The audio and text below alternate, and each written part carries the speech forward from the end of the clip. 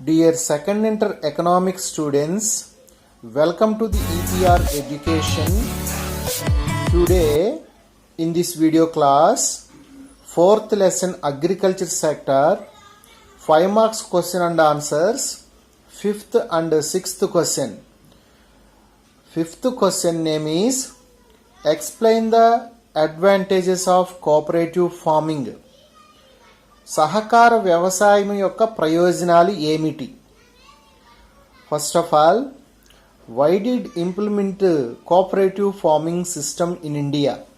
Because cooperative farming as a part of land reforms suggest by experts as a good solution to the problems of small size land holdings.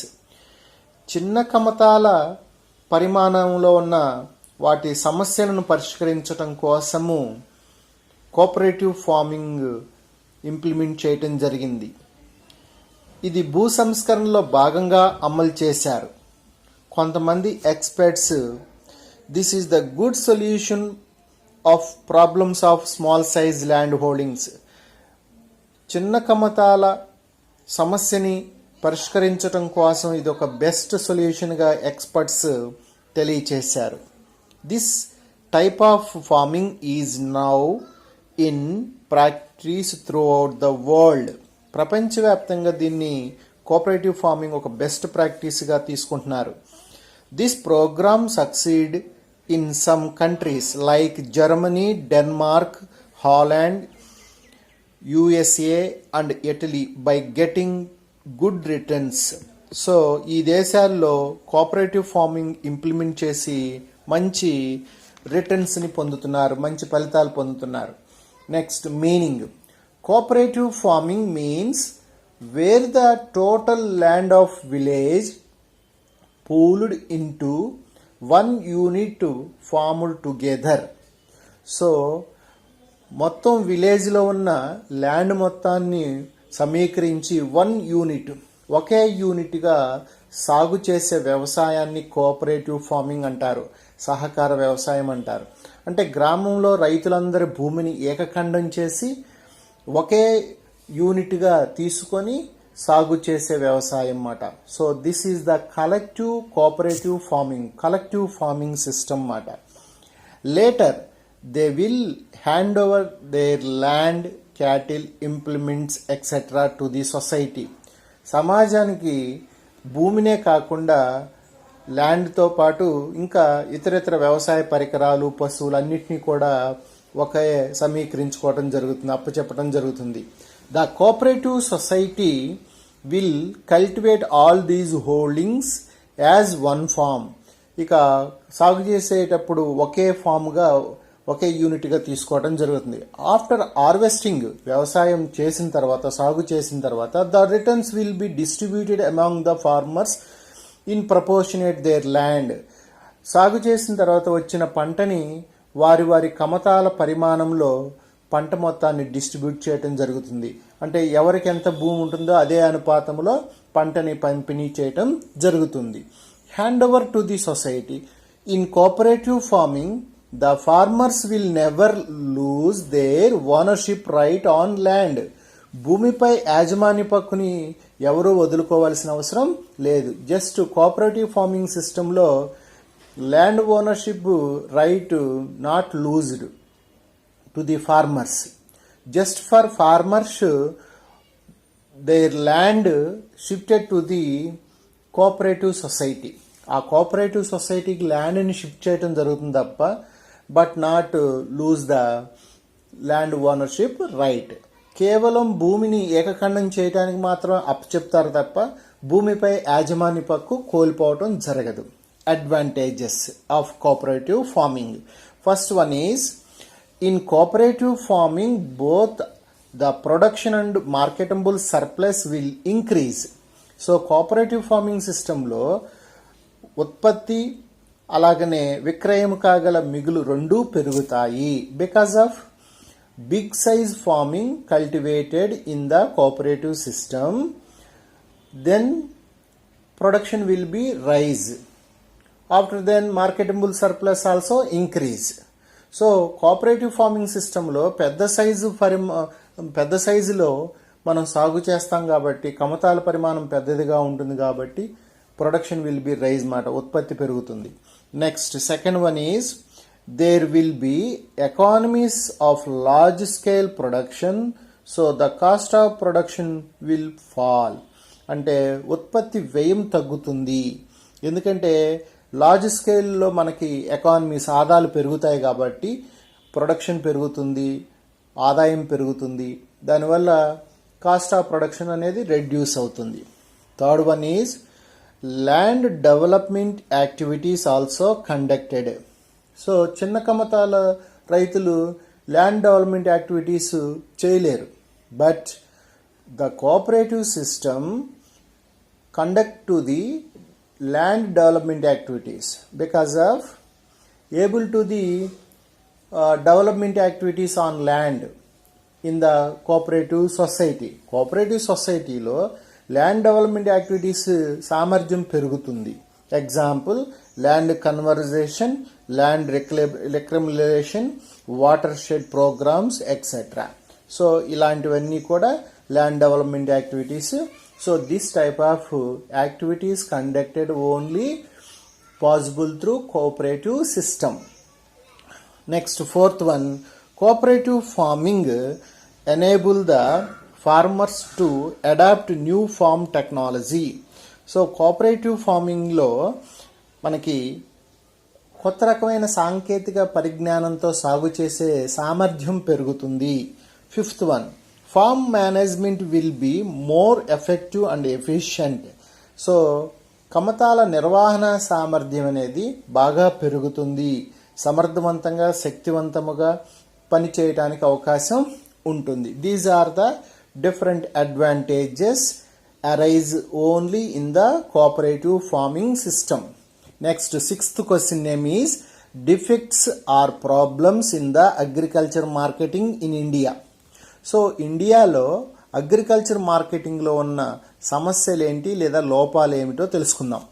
The national commission on agriculture define agriculture market as a process which starts with decision to produce a saleable farm commodity.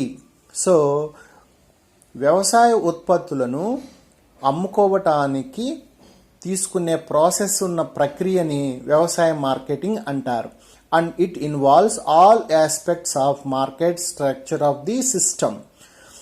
In the India the marketing efficiency of farmers is very low and disadvantage.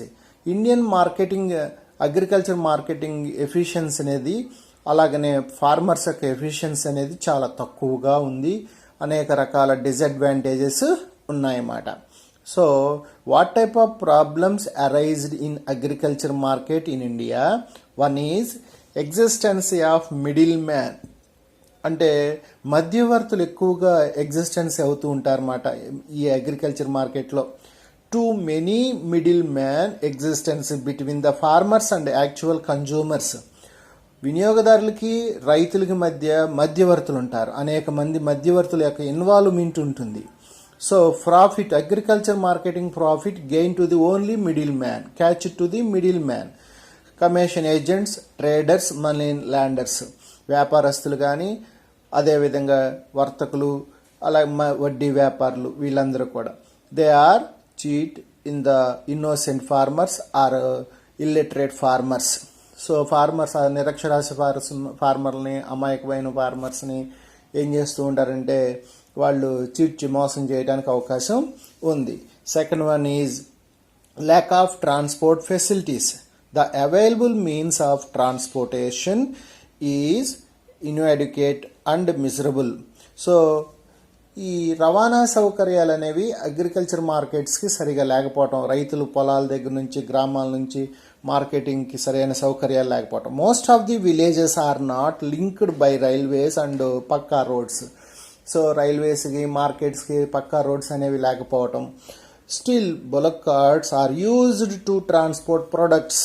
ఇప్పటికీ దేశంలో కొన్ని రాష్ట్రాల్లో bullock carts, ఎద్దుల బండ్ల మీదనే ఇప్పటికీ వ్యవసాయ ఉత్పత్తులు రవాణా చేయటం.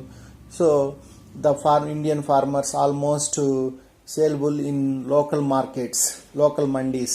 సో స్థానికంగానే తక్కువ ప్రైస్కి అమ్ముకోవటం జరుగుతుంది because of lack of transportation. Third one is lack of storage facilities, సరైన నిల్వ సౌకర్యాలు లేకపోవటం. Most of the farmers do not have proper storage facilities, వాళ్ళకి సరైన ఫెసిలిటీస్ లేవు. Because of unscientific storage facilities, about 10 to 15% of agriculture produce eaten by rats and bandicoots etc. every year. So 10 నుంచి 15% agriculture products waste అవుతున్నాయి అన్నమాట. ఎలుకలు, పందికొక్కులు ఇలాంటివి వాటి వల్ల, because of unscientific storage facilities, అశాస్త్రీయమైన నిల్వ సౌకర్యాలు రైతులకు ఉండటం వలన. Fourth one is lack of latest marketing information. ఎప్పటికప్పుడు రైతులకి తాజా సమాచారం, మార్కెటింగ్, వ్యవసాయ ఉత్పత్తులకు సంబంధించిన ధరలు, వాటికి సంబంధించిన సప్లై డిమాండ్ల మధ్య ఉన్న తేడా, ఇవన్నీ కూడా తాజా సమాచారం అనేది లేకపోవటం. The Indian farmers do not have latest information about the price that are prevailing in various markets all over India and international. అంతర్జాతీయంగా కానీ దేశవ్యాప్తంగా వేరువేరు మార్కెట్స్లో ధరలు ఎలా ఉన్నాయో రైతులకు తెలియకపోవటం. So they are unable to get remunerative price. అందువల్ల వాళ్ళు సరైన సరసమైన ధర, గిట్టుబాటు ధర, మద్దతు ధర పొందలేకపోతున్నారు. Lack of fifth one, lack of grading and standardised facilities. అంటే రైతులకి పండిన పంటని గ్రేడింగ్ చేసుకొని రెమ్యునరేటివ్ ప్రైస్ పొందడానికి అవకాశం లేదు, because of without standardized measures. Different various of agriculture products are not properly graded in our country. ఇండియాలో మనకి అగ్రికల్చర్ ప్రోడక్ట్స్ సంబంధించిన ప్రాపర్ గ్రేడింగ్ సిస్టమ్ లేదు. Generally the farmers mix all the products, అన్ని రకాల పంటల్ని కలిపేసుకుంటారు ఒక సంబంధించి, ఇర్రెస్పెక్టివ్ ఆఫ్ దేర్ క్వాలిటీస్, క్వాలిటీని దృష్టిలో పెట్టుకొని వేరు చేసుకోకుండా కలిపేస్తారు. So the buyers declare any produce inferior or quota lower price. So కొనుగోలుదారులు ఏం చేస్తారంటే డిక్లేర్ చేస్తారన్నమాట, తక్కువ రకమైన వస్తువుగా గుర్తిస్తారు. సో దానివల్ల లో ప్రైస్, తక్కువ ధర పొందడం జరుగుతుంది. So not only above defects in agriculture market and also lack of credit facilities, పరపతి సౌకర్యాలు సరిగా లేకపోవటం, lack of organization among the farmers, రైతుల మధ్య సంఘటితం లేకపోవటం మార్కెటింగ్ విషయంలో, అగ్రికల్చర్ ప్రొడక్ట్స్ని సేల్ చేసే విషయంలో. So these are also another problem of agriculture market in India. So these are major problem faced to the Indian farmers at the time of saleable in agriculture market. So fifth and sixth question answers is finished. Next 5 marks questions next video class.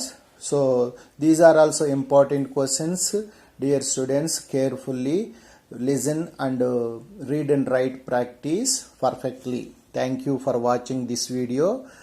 For more updates, please subscribe the EPR Education.